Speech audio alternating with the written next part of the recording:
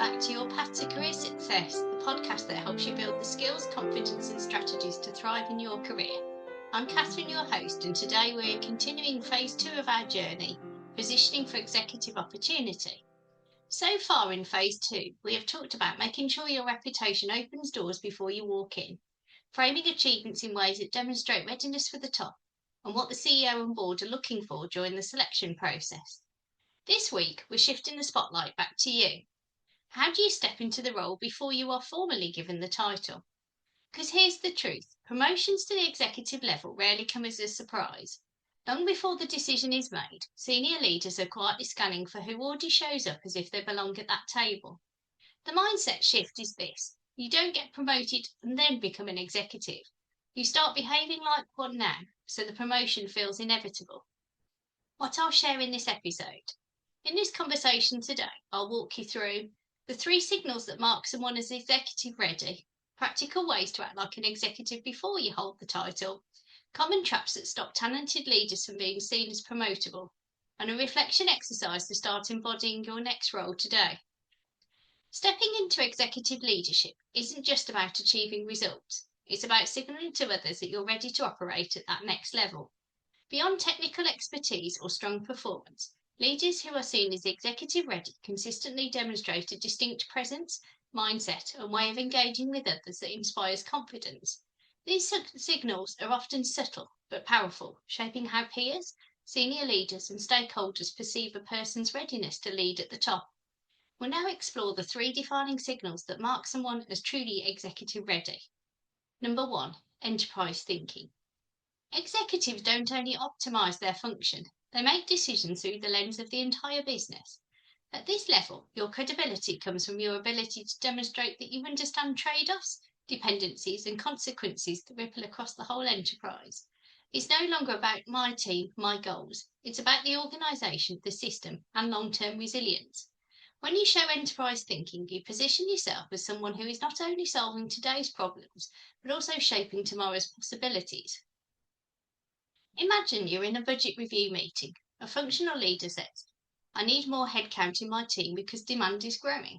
That's a valid point, but it's narrow. An enterprise-ready leader might say instead, if we redirect headcount here, it will increase capacity in my team, but it may also create a strain in IT and finance. Here's how I suggest we balance resources so we can meet demand without creating downstream bottlenecks. Same issue, but reframed for the enterprise. So here's a practical approach. Start framing updates, proposals and conversations in enterprise terms. Instead of, my department reduced costs, say, we reduced costs in a way that strengthened the organisation's ability to invest in growth. Instead of, this improved my team's performance, say, this created a ripple effect across the business. And when presenting an idea, add, here's how this decision will affect finance, operations, customers and our brand in the next 12 to 24 months. So here's a stretch action for you. Proactively scan outside your lane. Read analysis reports, industry briefings and competitor news, not just updates in your function. Bring one insight into your next leadership conversation that connects your team's work to wider market shifts. So take one project you're working on right now and rewrite the way you describe it so it speaks to enterprise value, not just team outcomes. Ask, if I were the CEO, why would this matter? Number 2, gravitas and presence. Executives inspire confidence not just in what they know, but in how they carry themselves. Gravitas is that sense of calm authority, the ability to project steadiness, credibility and perspective even when under pressure. It's not about dominating the room or speaking the loudest, it's about creating trust. When you speak, people listen. When situations get messy, people look to you for stability. And remember, gravitas is built in the micro moments. How you answer a tough question, how you carry yourself when plans change, how you treat people when no one is watching. Those are the signals people remember. Picture this. You're presenting a project update to the senior team and someone asks a difficult, unexpected question. A reactive leader might panic, speak too fast or overload on detail. An executive-ready leader pauses, takes a breath and calmly says, that's a great question. Here's how I see it. That moment of composure does more to establish executive presence than the entire presentation. Practice executive presence in everyday moments. In meetings, listen first, then speak with clarity and brevity.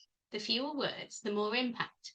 In presentations, focus on the so what for the organisation, not every detail of execution. Senior leaders don't want the weeds, they want the insight. And in conflict, model balance and composure, even when others are reactive. The room calibrates itself to the steadiest person in it. Make that you. So ask for feedback from a trusted peer. When I speak in meetings, do I come across as concise and confident, or rushed and detailed? Then practice one behaviour shift, such as slowing your pace, lowering your tone, or pausing to let your words land. So ask yourself, when I walk into a room, do I shrink, blend in, or signal leadership presence? Choose one behaviour this week, perhaps holding eye contact longer, or framing ideas at the enterprise level that helps you step into that presence more fully. Number 3, peer level engagement.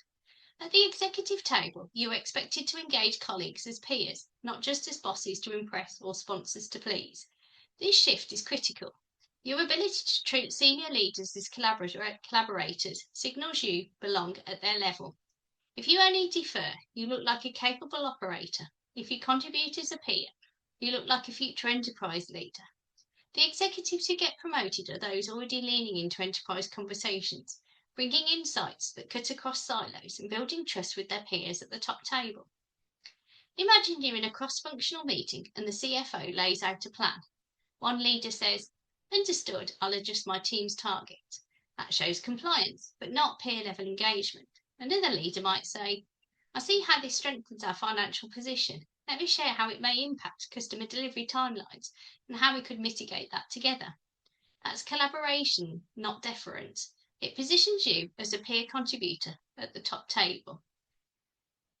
So here's a practical approach. Join cross-functional initiatives where you can influence beyond your lane. This shows you can create value across the enterprise. Offer insights that connect dots across functions, not just within your own. For example, here's how this project change will impact customer service, compliance, and sales. And treat senior leaders as collaborators, not gatekeepers. Bring them ideas, perspectives, and questions, not just updates or approvals. Actively invest in peer relationships. Ask yourself, do I have allies in at least 3 of the functions? If not, set up a lunch, coffee, or informal check-in. Executives are judged not only by what they know, but also by the alliances they can mobilise. So this week, find one conversation where you can elevate your contribution from functional to enterprise-wide. Practice speaking as if you're already part of the top team. Notice how differently others respond when you shift from tactical detail to enterprise perspective. So here's some common traps to avoid. Even strong leaders can unintentionally undermine their own readiness if they fall into these traps. The good news, once you spot them, you can shift out of them quickly. Trap 1, waiting for permission. This is the mindset of, once I'm promoted, then I'll act like an executive. The reality is the opposite. Executives are chosen because they already behave like they belong at that level. So picture 2 directors. One says, when I'm on the executive team, I'll start engaging in enterprise strategic conversations. The other is already contributing perspectives that span beyond their function, showing curiosity about market trends and raising questions that affect the whole business. Which one looks promotable to you? So don't wait. Start acting today as if you already sit at the top table. Engage in discussions with that mindset, frame your work in enterprise terms, and demonstrate steady leadership presence now. Trap 2, over-identifying with your current role. Some leaders tie their entire identity to their title or function. I'm the head of marketing, or I run operations. That's too narrow. Executives are valued for their leadership capacity, not the functional badge they wear. I once coached a brilliant leader who introduced themselves at every meeting with, "I'm here to represent HR." That anchored them as a departmental voice. Contrast that with a leader who frames their role as, "I'm here to ensure we make people decisions that strengthen the whole organisation." Same background, but one sounded siloed, while the other sounded enterprise-ready. So reframe your self-story. Instead of defining yourself by your function, describe your contribution in terms of enterprise value. Trap 3, only looking upward. It's tempting to focus only on impressing bosses and sponsors, answering upwards while ignoring the importance of peers and cross-functional relationships. But promotions at the top aren't won by being the favourite of your boss.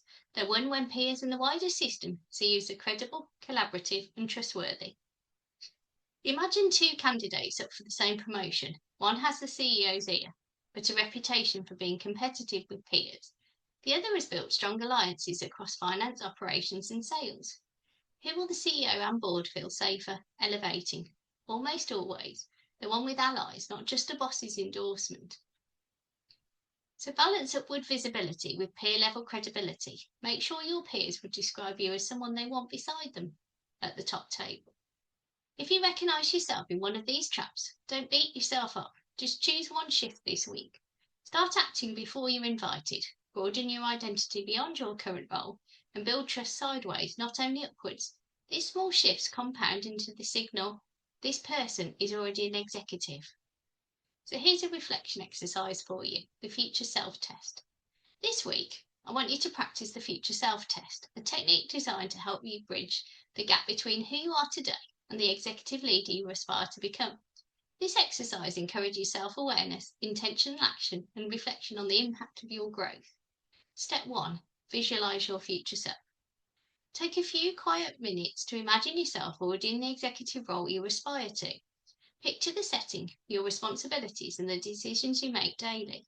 Consider the qualities you admire in leaders at that level: confidence, clarity, decisiveness, empathy, or strategic thinking. Ask yourself, how do I carry myself in meetings? How do I communicate with colleagues, peers, and direct reports? And how do I approach complex decisions or challenges? The goal here is not to fantasize, but to create a detailed mental image of your future professional self. The more vivid your vision, the easier it will be to act as if in the present. Step 2. Identify behavioural shifts. Reflect on how your future self shows up differently than your current self. Be specific. Do you listen more actively or speak with more authority? Do you delegate more confidently or approach conflicts with calm decisiveness? Or do you articulate your vision clearly or take more strategic risks? Pick one behaviour that resonates with you, something tangible and actionable that you can practice this week. Step 3. Embody your future self. Intentionally integrate this behaviour into your work this week. Treat it as an experiment. Try it out in meetings, decisions, or conversations.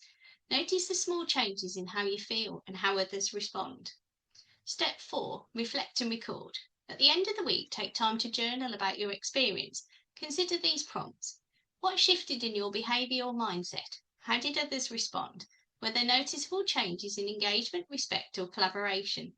What impact did embodying this behaviour have on your confidence, presence, or sense of agency? And did you notice any internal resistance or discomfort, and how did you manage it? Step 5. Iterate and integrate. Identify what worked well and what felt authentic. Consider practicing this behaviour consistently or choosing another behaviour to embody next week. Over time, these small intentional shifts can accumulate into meaningful professional growth. So that's the end of today's episode. We explored the mindset of stepping into the role before you get it. The leaders who rise are those who show the signals of executive readiness early: enterprise thinking, gravitas, and peer-level engagement. Your challenge this week: pick one of those areas and consciously practice it, because when you behave like an executive consistently, the promotion isn't a surprise, it's simply a recognition of who you already are. If you found today's episode valuable, subscribe, leave a review, and share it with a colleague who's making the same transition. You can also connect with me on LinkedIn. Just search Catherine Hall, the Career Owl. If you want more resources to support your C-suite leadership journey, head over to www.thecareerowl.co.uk.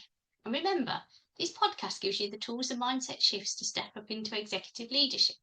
If you're leading leaders and facing decisions where the stakes feel high and you'd like more personalised support in applying these lessons to your own career journey, I've got 2 spaces available this quarter. I'll leave the link in the show notes.